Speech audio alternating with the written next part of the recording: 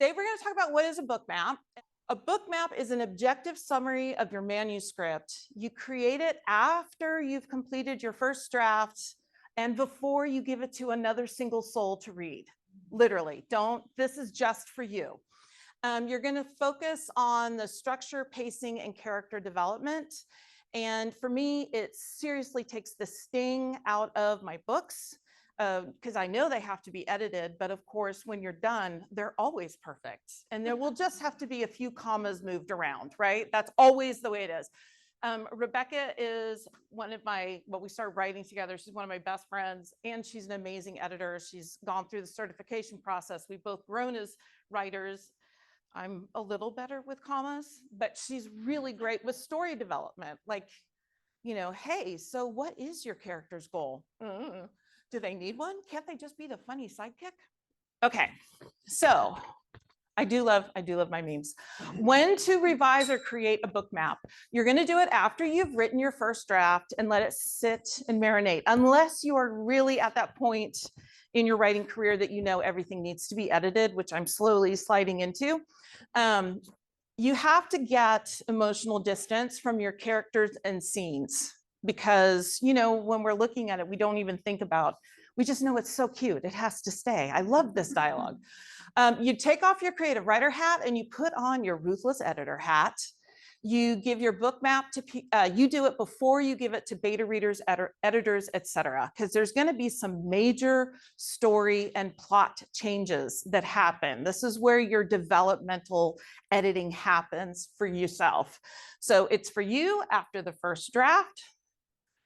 When you're filling out your book map, what it is, this is an example of one.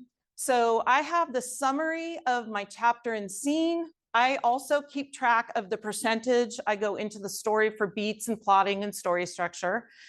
Timelines are always useful, especially if you're having somebody who's pregnant and you don't want them to have a 13-month gestation or 6 weeks, whatever. Character action reaction development. So we're looking for the goals, motivations, and conflicts. We're looking to see how the character is growing. Are they attaining their goal? Because that's part of the story. What's happening in the plots and subplots. Like if you're writing a cozy mystery, there's the mystery plot, and there's usually some kind of romance arc plot, and then there's some other kind of knitting plot. And then setting, if it matters. Sometimes I like to keep track of the setting, especially if I think, this would make a great movie. Then you probably don't want more than a few locations, right? Because to film something in 31 different locations is really hard. If setting doesn't seem to matter to you, then don't worry about it so much. My last one is, does the scene reinforce the theme? And is there any imagery that you're using that you may or may not be aware of? And again, this is just some ideas. We have, if you can't read it on the screen, we have Dumbledore saying, "Dark and difficult times ahead.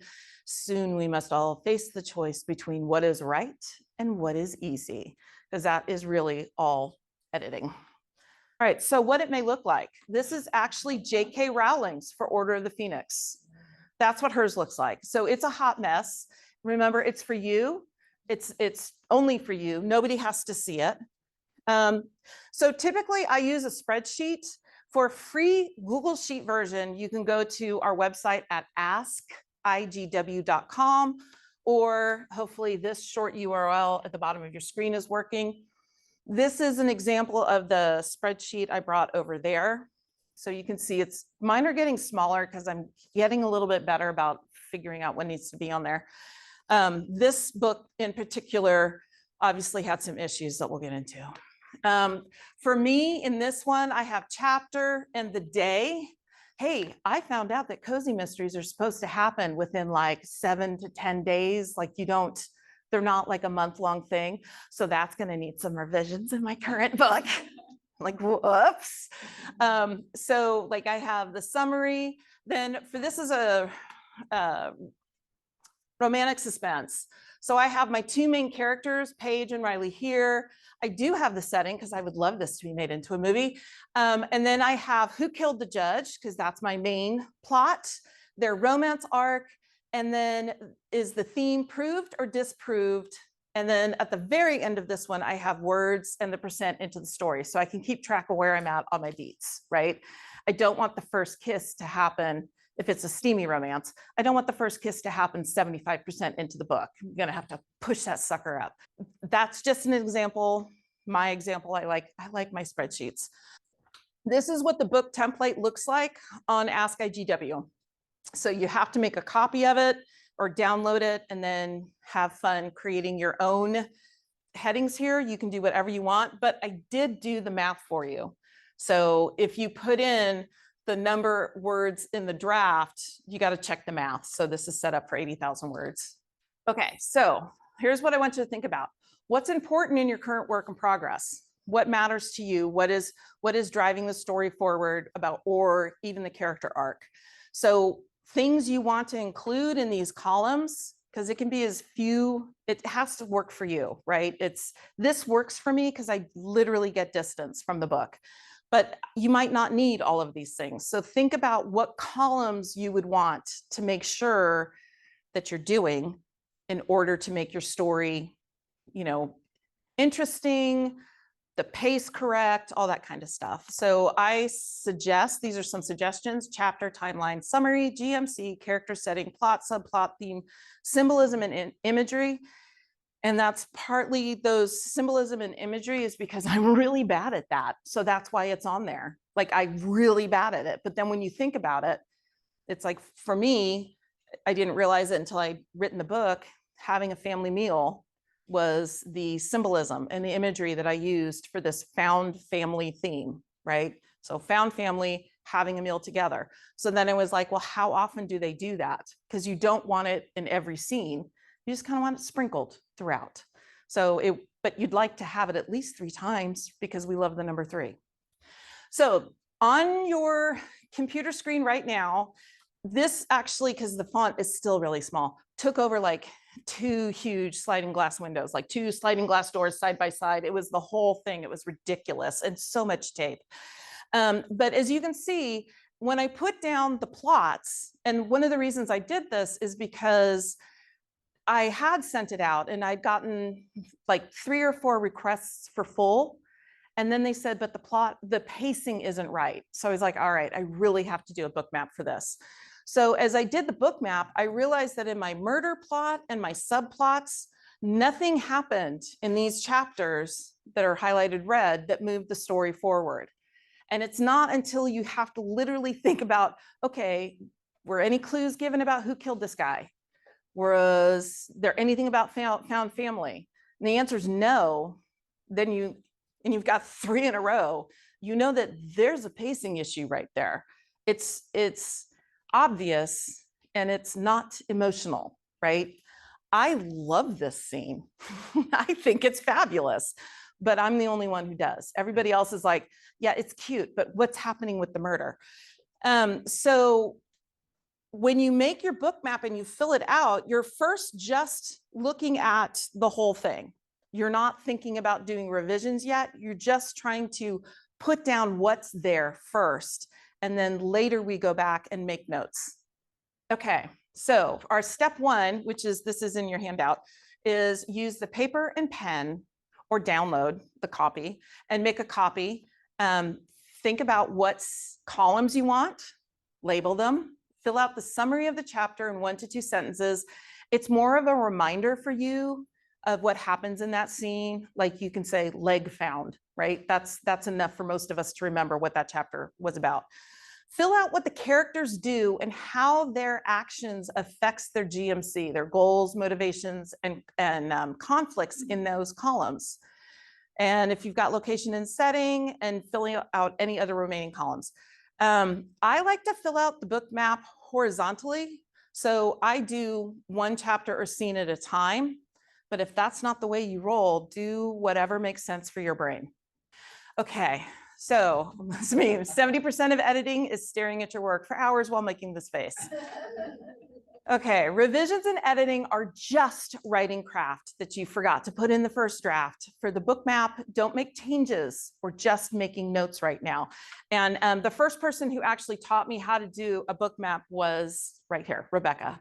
She's the one who's like, you need a book map. And I'm like, no, it sounds like work, but it was really, I do it now all the time. All the time, because I think I'm moving the story forward, and the dialogue is really great and snappy, and nothing's happening, and it's just polishes it all. All right, so I'm hoping that most of us are familiar with the pinch and plot points of story structure. Okay, so we all get that this is a 3-act play structure that's 25%. You've got the plot point protagonist making a choice. So what I do is I go through my summaries and I mark where this happens. The protagonist makes a choice because of the incident. I just mark it off to the side, like right here. This is my inciting incident. I just mark it on the book map. This happens here. And then the next one, the plot point is also called a midpoint. I mark it there. And then you can see here, I have this here, but it needs to be down there, right? So I'm off by 12,000 words. That's a lot of words to be off by. That's a pacing issue right there.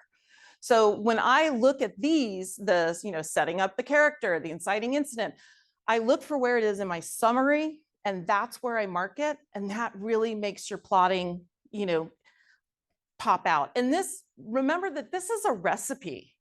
This isn't hard and fast rules. You can hit every one of these points with your story and still have a horrible story, right? Or with, it's not great.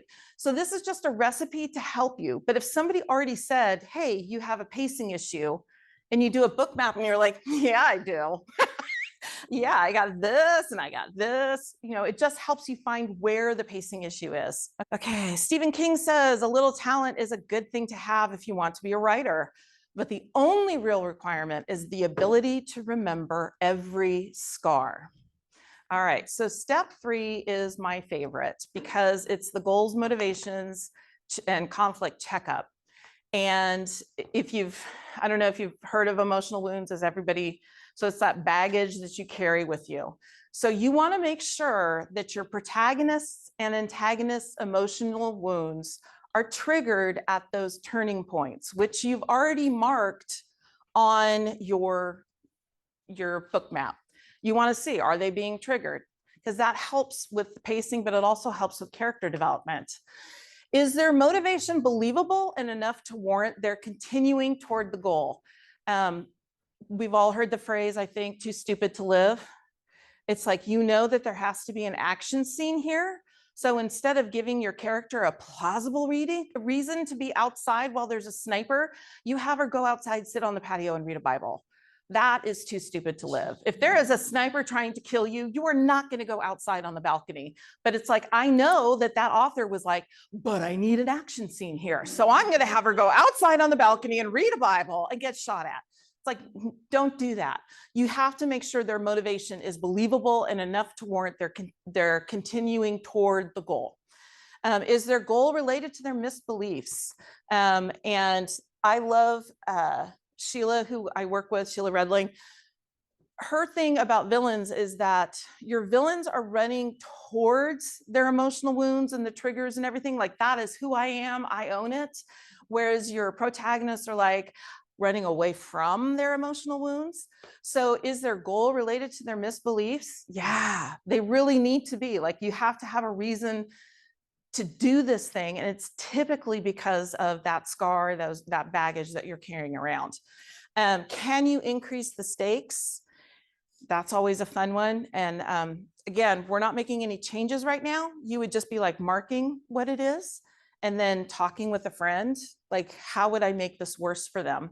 And what do they have to lose if they don't achieve their goal? I always like to say it has to be some kind of death, like emotional, physical, of course, spiritual. You lose the love of your life, you lose your family, you lose your job. They have to lose something really big if they don't attain their goal. Like, what's the point? Why would you stay in the fight if you didn't have a reason to stay in the fight? And does the protagonist heal their emotional wound and grow through the story? And if you're writing romance, yeah, they better. Like that is kind of part of the happy ever after. If you're writing a tragedy, have at it. They don't have to. They totally don't have to heal it. They could see who they could be as this much happier person and healed person and be like, nah, I like who I am. So it just depends on the kind of story that you're writing. My brief rant about emotional wounds, it's a whole full workshop. This is the link to the Amazon book, and it's called Emotional Wound Thesaurus. So my brief rant is the emotional wound is a traumatic event or situation that can lead to misbeliefs, lies that you tell each other, you tell yourself, fears, like real fears, triggers, like when these things happen, they put you back in that headspace, and it causes you to change your behavior. So in my example, which I use constantly, which Randall can attest to, and so can Becca, is if you were raised by a narcissist, these are some of the misbeliefs you would have, or things that could have happened that are part of having that emotional wound of being raised by a narcissist. Your parents ridicule you for poor grades. Your achievements are nothing compared to them. So even if you get a 4.2 one semester, they're like, well, they didn't have that grading scale back then, and I got a 4.4 or 4.0 all the time. I would have had a 4.6. And then also, you only get love and attention when you imitate them. So you learn that behavior because you were raised by a narcissist. You change your behavior to imitate the narcissistic parent. That is a great thing to know. We are our character's psychologists, because now you know where the conflicts can be. You know what their motivation is. They want approval from their parent that they're never going to get because their parent is not capable of doing it. So I love emotional wounds. That's where I start with my stories. When I'm doing my GMC checkup, that's when I'm like, okay, is their goal related somehow to their emotional wound? Do they want this job promotion because they want their parent to finally say, wow, you did great? Because that makes sense. That's a reasonable motivation. Okay. That is the book itself. It's the red one. They have like 7, I think now. They have a blue one that's also called the Emotion Thesaurus, which is fabulous for when you've written your book and your character has smirked and shrugged their way through the entire book. The Emotion Thesaurus lists the emotion and then gives you their physical and visceral reactions to that emotion. So it helps you, like, oh, he was annoyed. You don't have to say he was annoyed. You can use some of their suggestions on there. So I love that book. But this book is, to me, that's where I start every story. I love this book so much. It lists the misbeliefs, the fears, the triggers, the changes in behaviors. And they spent 5 years writing it. They interviewed psychologists, psychiatrists. And one of the things I love about it is that you can have, raised by a narcissist, and it has the top most common reactions people have. And we all don't react the same way. So somebody may become somebody totally different than who I am today, right? Because they faced it differently. So I highly, highly, highly recommend that book. Okay, so step 4, pacing, both novel and scene. And I absolutely adore this meme. It says, we've had our inciting incident and we're on the journey. So it seems like we'll be having a crisis any minute now. And he says, this quest was a lot more fun before you got that book on story structure. Right? Like, how many of us watch a show and we're like, oop, there's the bad guy. Oop, something's going to happen. You just know.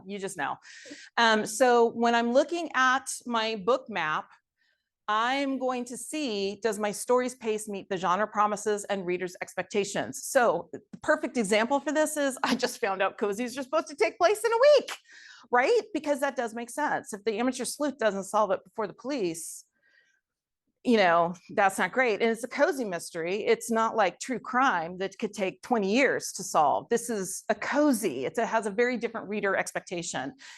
Other genre promises that I've learned along the way that are kind of fun, you really can't add in any new clues after the 50% part if you're writing a mystery, because people get very cranky if you drop in The solution at the end of the book, like I knew it was the butler because this, that, and the other thing, you have to have those clues hidden in there somewhere in the first half of your book.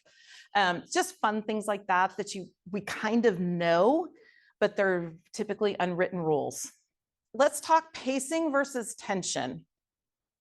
When I'm talking pacing of the story, I'm literally talking like me personally, this is my take on it, is like the inciting incident happens here, midpoints here, yada, yada, yada. So I'm talking pacing like that. Tension is something that you can have throughout the entire book. And if you're writing a thriller, every page has to increase the tension. You want your reader to be a neurotic mess at the end of it, right? And Tim Wagner gave a great explanation about pacing and tension. If you're writing suspense, it's one thing to open the door and the big scary thing jumps out. It's another thing to slow it down, slow down the pacing, and have the person step on the carpet and can hear breathing coming from the other side of the door. And they take another step and something shifts in the closet.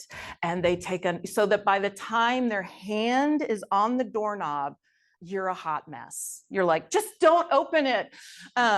So that's tension. So you can slow things down and ramp tension up. And for those of us that write romance, sexual tension is exactly like that. That's the same kind of tension where their eyes meet across the room. She feels her cheeks heat up. You just have all these slow pacing wise, we would consider it, rather than, they say hi or something. Just slow it down, build the tension. So if you have places in your story where that should occur, you mark it on your book map. Hey, I need to slow this bit down.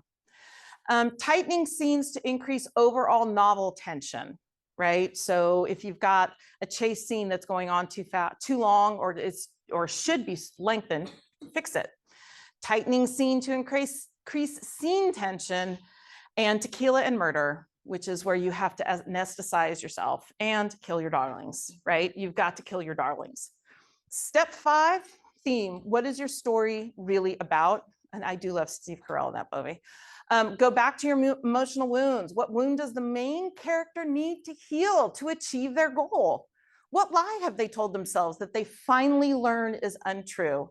And are there enough scenes sprinkled throughout your story to show this growth? And we have failures along the way. We have failures for both the main plot and the character arc, because if we could change our character easily, we would all do it. But we're humans and we're super lazy, right? We are so lazy. That's why there's Starbucks and McDonald's on every corner, because they know if they made them further apart, we wouldn't go. That's how lazy we are.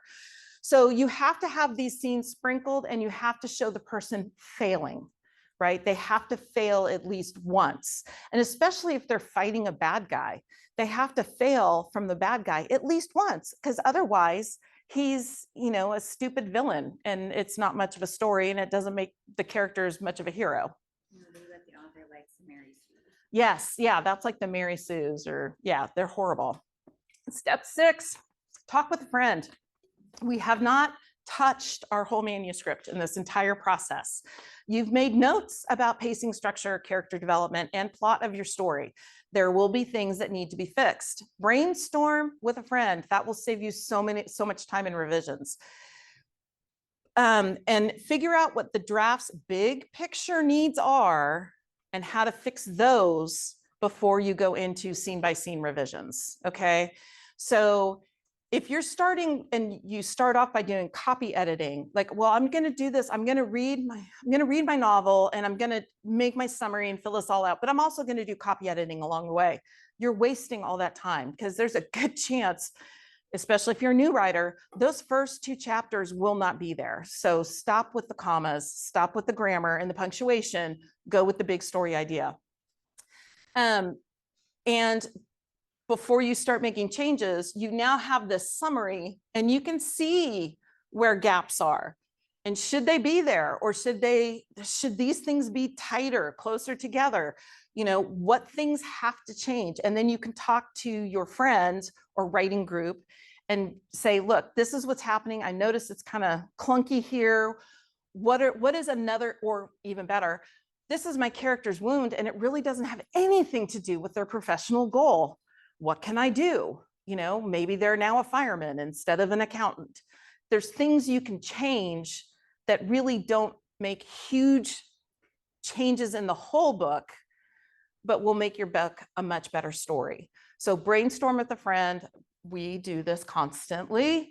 And then even though she may come up with like 5 fabulous ideas, I'm still noodling it around and it's still my story. It also sparks a bunch of ideas in my side, right? Because I always think, well, that's good, but it's not quite it. Because she doesn't know the character.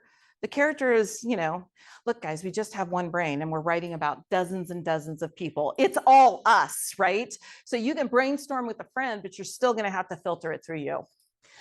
Once you have a good idea of what you want to revise, make notes on the scenes themselves. So originally the paper version of this was a hot mess of Post-its and everything else. And I should have taken a picture, but I did not because I was ashamed, guys. There was a lot of shame. Okay. And then Sheila, who I work with, she's like, well, do you have the one that has all the changes in it so they can see the difference? I'm like, it's called the book.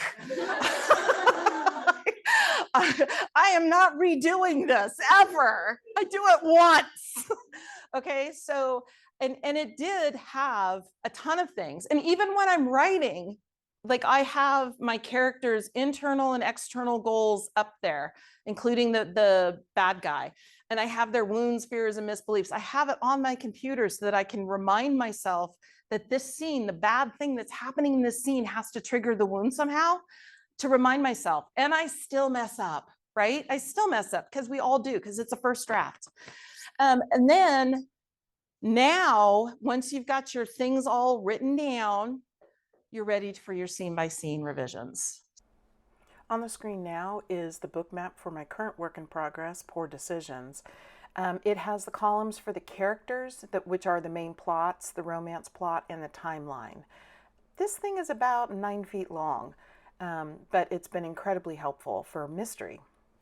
Looking closer at the scenes, you can see that I have notes that I've written on here. These notes are for me to look back as I'm doing my revisions. For example, follow up with pig farm, find the missing camera, ? Add in fingerprints, camera missing since Friday. Those are clues that I've put in the story that I did not actually follow up with. Again, circled add a pickle jar to raise money for cameras for Jack. That's just a cute little thing that my character can do that adds to the romance arc. So I literally just make these big ugly notes on here, and then as I'm revising, it's right beside my desk, and I can make changes in the scenes as I do my scene by scene revisions. I hope that helps. If not, you can always reach out to me at askigw@gmail.com. And if you need help with brainstorming, Sheila and I can do a consultation with you. You'll find out more information about that at askigw.com.